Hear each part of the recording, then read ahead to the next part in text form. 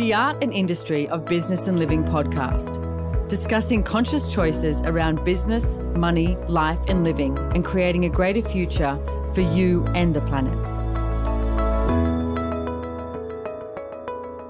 Hey everyone, welcome to the Art and Industry of Business and Living.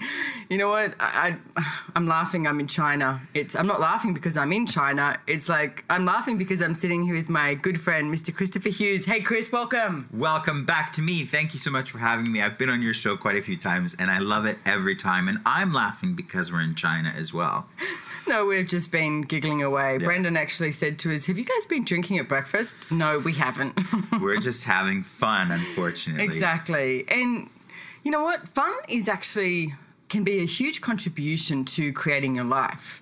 Absolutely. Because, I mean, so much of people's lives, they create from obligation, from seriousness, from I've got to go to university and get a job and have a house and pay my mortgage. And it's all about this form and structure, and there's no fun in it. No, there isn't any fun. And it's like it's got this place of always having to be right as well. It's like, so how many of you out there listening, have this going on for you? Don't worry, we're not going to tell anyone. You don't need to tell anyone. But you always have to get it right. It's like, how many people would prefer to be right than actually be free? Now, if you think that you're creating your life based on always being right, it's like, have a look at it. Has it actually contributed and created your life? Or has it made it a lot harder and created that like stop, start energy? Because if you're always trying to prove that you're right with anything, you are not going to be able to be willing to receive the possibilities that are available. So what does that look like? It's like, okay, so if you're willing to be wrong, you're actually willing to receive a lot more from everyone around you. There is a great tool on Access, which I'm going to give you right now. And please use it. Use it with your lovers, your partners, your mothers, your fathers, your kids, your colleagues, everyone.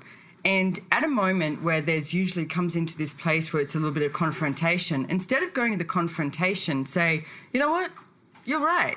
I mean, we were laughing before because I said, you're right, Chris, about something. And I went, it wasn't even recorded, so no one will know. But I said I was going to tell you all, but she let the cat out of the bag.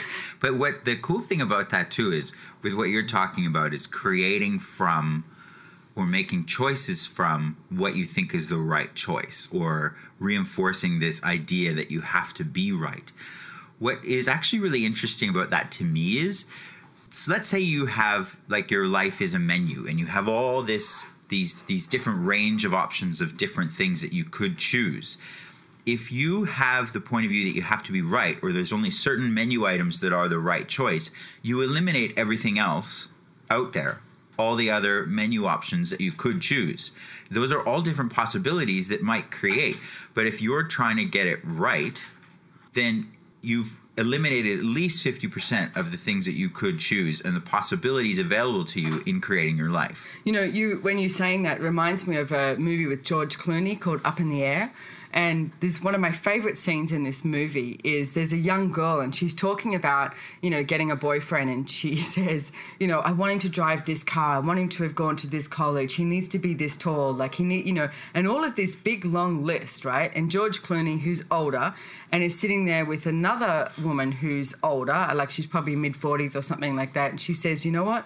By the time you get to my age, you just hope they make you laugh and have a full head of hair. It's like, but I mean, how many, like if this young girl is going, this is the car he has to drive, he has to have gone to this college. She's just cut out so many different possibilities of what can show up. And I see people do that in business all the time with clients and customers. They've decided that their clientele is, ranges from a certain age or is only male or only female, etc. I remember years ago, a business that you used to work with me, Good Vibes for You. And someone said to me once, what age group is your business for? And I said, anyone who actually wants to choose something different. Because I remember when this bikie guy in Sydney, I was doing an expo, and he comes up and he's looking at all the stickers and magnets that we have.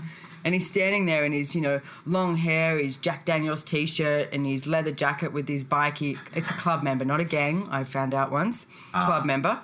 His club, graphics on the back, etc. And he's looking at the stickers and I said, can I help you? And he goes, yeah. He said, I'll take this one. And it was, be the change that you want to see in the world, a Gandhi quote. And I said, where are you going to put it? And he goes, I'm going to put it in the back of my bike. And I was like, that's so cool. Now, if I had decided that my clientele was, teenagers or women from 15 to 30 or something like that, then I've just excluded this guy who is a client, who is a customer, and can get the word out there of what I was, attempting to do. And he could have come to your stall and had a Pretty Woman moment. He could have been like, I was here, I had money to spend, and you dismissed me. Exactly. And then come back with all these bags from these other stores going, see? Yeah. Big mistake. Big mistake.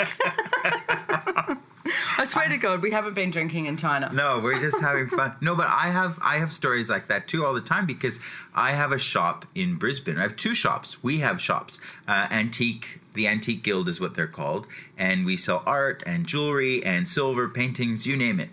Crazy stuff. And the other day I had this pair of people come in. And pair of people. Is that 4 people? Or is that 2 people? That's 2 people.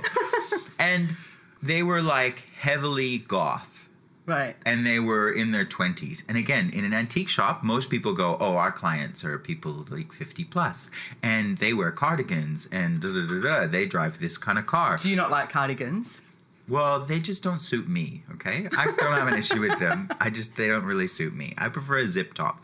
Anyways, so some of the staff I noticed were like, ooh, watch them. Keep an eye on them. Oh, they're going to be thieves. Yeah, they're going to be thieves. They got facial piercings. They've turned into some of our best customers because they follow us on Instagram. They discovered us that way, and they just love what we do and what we have and recognize the difference of it. So they're my favorite people now. They're some of the people that they're your favorite people. So you're saying that right here, live in China, doing a radio show, I'm no longer one of your favorite people. Well, I just thought if I did it in public like this, it would be less awkward. Yeah, it would be less confrontational than if it was one-on-one. #awkward. Yeah. But that's brilliant because you're actually willing to receive from anyone and everyone. Exactly, and that's what creates your life. Like I said before, if you have limited yourself to only 50% or less of the menu of available options, what is it that you can really create? I mean, like say, for example, even with nutrition and bodies, everybody's physiology and body is so different. And yet we're told all the time what are the right choices to make for your body. But what I've seen to be true is that what creates your body is the judgments that you have of it and the points of view that you have, not the food that you eat, not the exercise that you do. If you judge that sugar is bad and carbohydrates are bad and you should really just eat 5 meals a day of lean protein and vegetables and you should do this much of cardiovascular, how much fun is that? And how much choice and freedom is that in there for your body? But also, what if your body was different? And what if you could create it in a totally different way? Yeah, and like you said, what if creating your life wasn't about judging your life? What if it was about having fun? I mean, I remember at one stage, Gary Douglas, the founder of Access Consciousness, said, what's the purpose of life? And I can't tell you how many times I've sat around with friends years ago, glass of wine, cup of tea or something, talking about our purpose of life.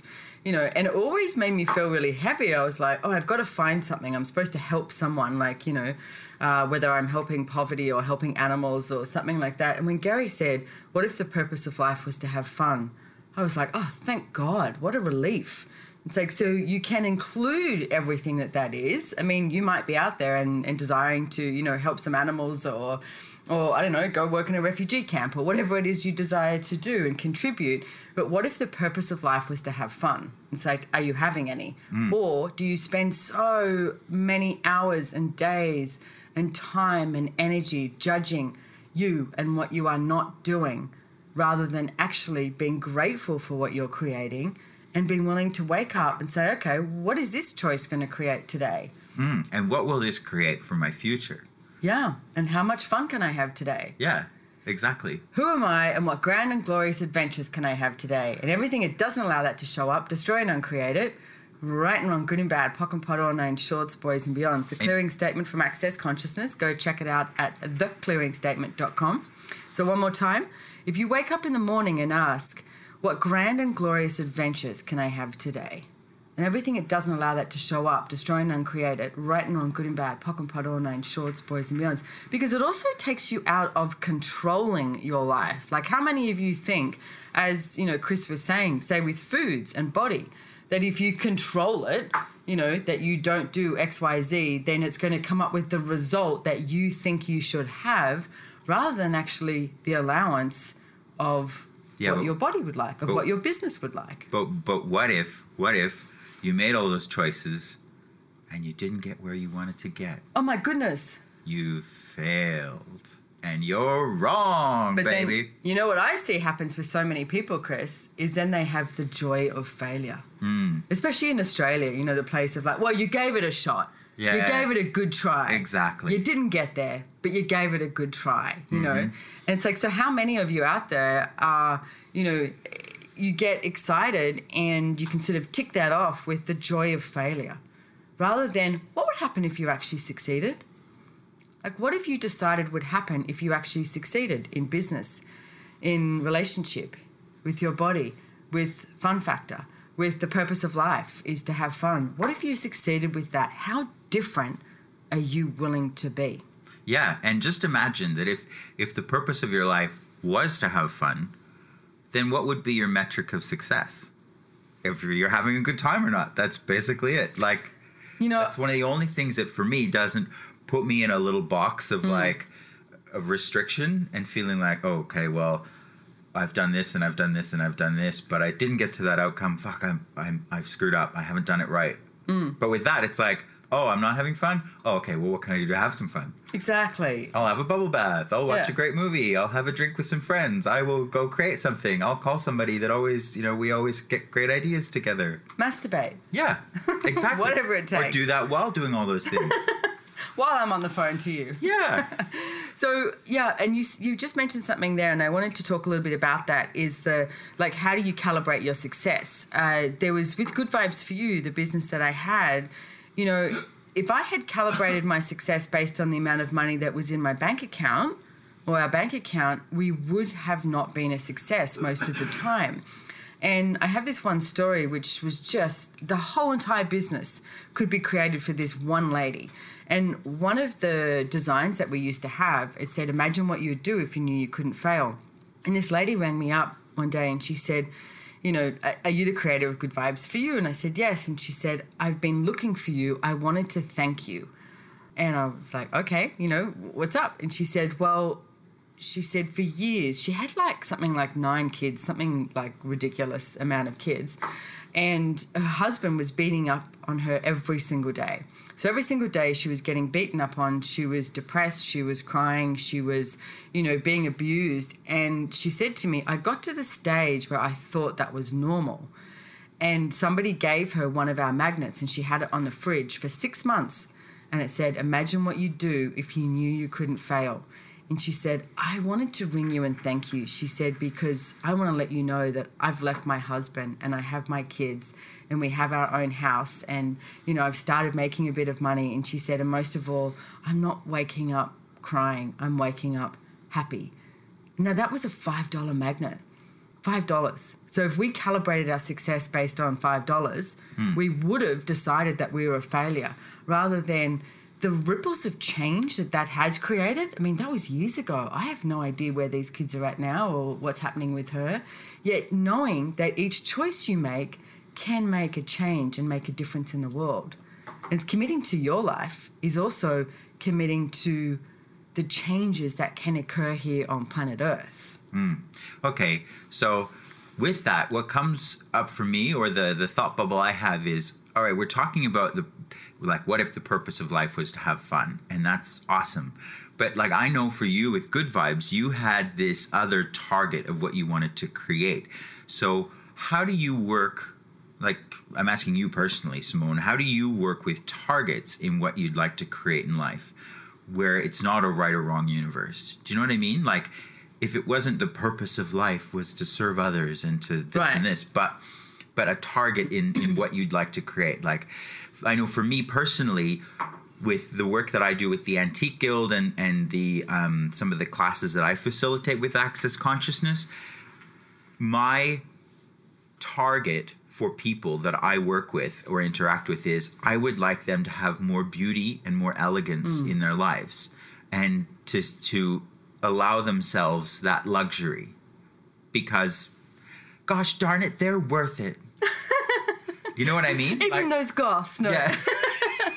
Yeah, no, I do know what you mean. And Chris, I guess, like years and years ago, like when I left high school, I went backpacking around Europe, and I remember, I mean, I had hardly any money, and getting on in London, like those big red buses, and I'd sit on the top, of the double-decker bus, and I would have my notepad, and I would write. I used to write all the time. I used to write poetry and everything. It was, but because I had no money too, and I would ride from one end of London to the other. And I remember noticing at this one time going through this area, and it was a wealthy area, like on the bus, and, it was a Jewish wealthy area. And I looked around and I couldn't see any happy people. And then we drove through another area that was mainly Pakistani, and it was like a bit more poverty-stricken, and there were still no happy people, and then you go through that middle-class white people, still not happy. And I was watching everyone as we went through, and it seemed that it didn't matter what religion, what culture, the amount of money they had or they didn't have, I couldn't see anyone that was happy. And I was like, God, that has to change. Like, what if people actually had the possibility to be happy in the world? So on those buses, because I actually lived in a 3-bedroom house with 21 people, so this was my escape. I'd spend a couple of, pounds getting on a bus and just riding on the bus and writing and, coming up with things that I wanted to create. On that bus is where I actually started writing down the ideas of creating the business of Good Vibes for You, because I wanted to create something where I perceived people could just tap into the energy and tap into the possibility that there was something different. So I originally came up with the T-shirt ideas to, print things on T-shirts like that. Imagine what you'd do if you knew you couldn't fail. And, it extended from there. And I had the energy of knowing that there was another possibility. I mean, I was selling merchandise, like, as you worked with me. We went into many different things with stickers and magnets and underwear and all these different things. And I felt like I just wanted to grab people by the shoulders and shake them and say, don't you know that there's something else? There has to be something else. I mean, I would see people walk along, and no matter where they are, they wouldn't notice the trees and the flowers and the planet as it was. And I was like, this is a crying shame that people aren't willing to be vulnerable with themselves and vulnerable with the earth and the planet and be kind to each other. Was something that I noticed didn't really exist. It was like this litany of judgment. So I'm going to say, from your question, there's an energy which I've always desired to be here on planet Earth and be available for everyone. So I will keep choosing whatever matches that energy. So at that time, it was me creating these designs and this merchandise. And then I met Gary Douglas and Dane here. Then it was Access Consciousness. And it's like, I've been involved in Access now for 17 years. If something greater comes along, I'll choose that too, if it matches the energy of what I am heading towards. Access just changes so friggin' fast and is so awesome and has everything that I've ever asked for, all the tools, all the processes, all the choices, that I have never found anything that is greater than that. Because the one thing I know with Access Consciousness is we always talk about, you are the greatness of you. It's like, you're it. So what are you choosing today? And that so matches the target that I would like to have in the world. So I'll keep choosing whatever matches the energy there. Nice. That's inspiring. That is so cool. Thank you, Mr. Christopher. No, but that is the greatest thing, because it's then not about getting it right or getting it wrong. And you have that full range of possibilities available to you, because it's about what matches that possibility that you're aware of. Yeah, and the interesting thing is, if you're listening to this, did you notice that when I spoke about what I desire and what Chris spoke about what he desires, did we mention money? Nope. I really just do mine for the money, actually. You do? Yeah, I do that too, just for the money. But how many people try and make it just for the money, thinking that that's the right choice? It's like, no. And you know what? You may have heard this before, and I can almost guarantee you that if you choose what brings you joy, money will follow. It's not the other way around. It's not like, oh, once I have money, then I'll be joyful, then I'll be happy. No, you get to wake up and choose to be happy. You get to wake up and choose what it is you'd like to do, be, have, create, and generate for the day. That's your choice. It doesn't have to involve money. When I look back on my life, I realize now that the times when I had the least amount of money, is when I was choosing to be the most right about how difficult things were. I was so fixed on how hard things were and how people aren't doing what they say they should do, and none of it was a question. I was never looking at another possibility.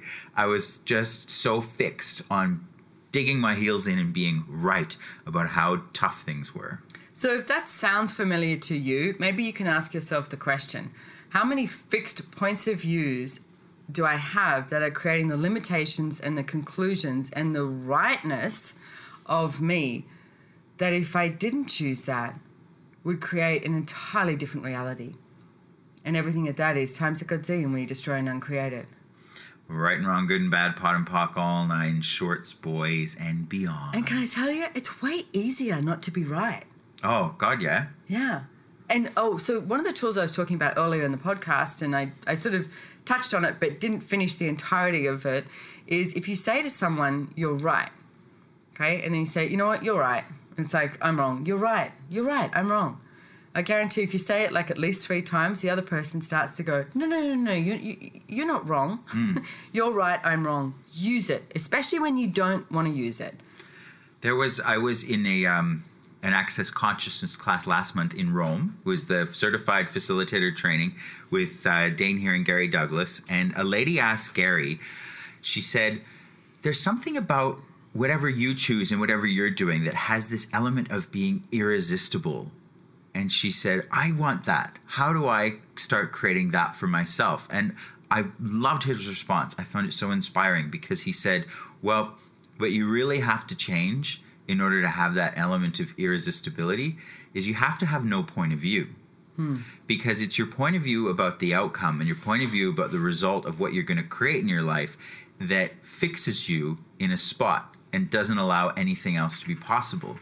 And he says, if you have no point of view, and you're willing to have everything, then there is no resistance in life which makes you irresistible. Nice. I like that. How does it get any better than that? That's brilliant. Thank you for sharing that. So, Chris, I know that you've got a bunch of classes coming up. This will be aired in May. And it's like, so where can people find you? Well, in June, they can find me in Dublin. I always think it's like a soft stalking thing. Here's my address. If you wait outside from this time, I'll be leaving the shop on a Saturday night at 6 p.m. 5 p.m. Yeah. And I walk across the street to my car. I get a coffee every morning at 7:15. No.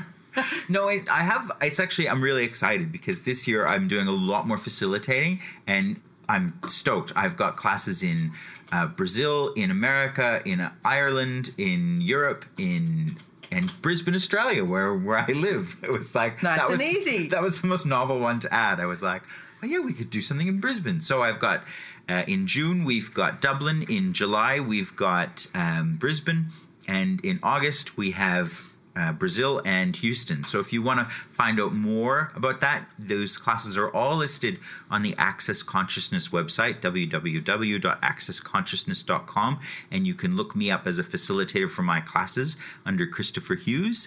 You can find me on social media, on Facebook, here, there, and everywhere. You can't find you on social media in China. No, in China, it's actually really hard to find anything online at all. We've just been here for a few days, and you don't realize what it's like until you get here. It's like, because you can't do Instagram, you can't do Facebook, you can't do Google. There's a whole lot of things, but we've managed to break through it a little bit. So we decided that their firewall isn't fantastic. It's just annoying. Yes, exactly.